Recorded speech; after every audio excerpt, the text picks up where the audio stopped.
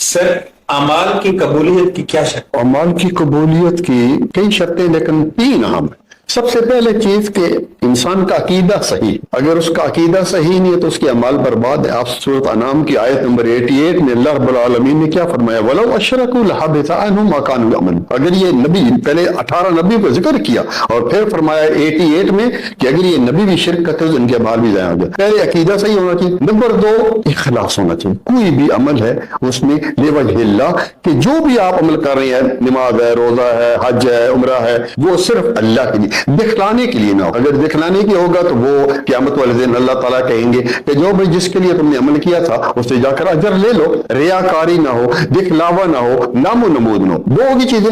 تیسری شرط جو ہے وہ یہ ہے کہ سنت کے مطابق ہو، کوئی بھی عمل ہو وہ اپنی طرف سے نہیں، کوئی بھی عمل نبی صلی اللہ علیہ وسلم کی جب تک اس پر مہر نہیں ہوگی وہ عمل اللہ تعالیٰ کے ہاں قبول نہیں ہوگی۔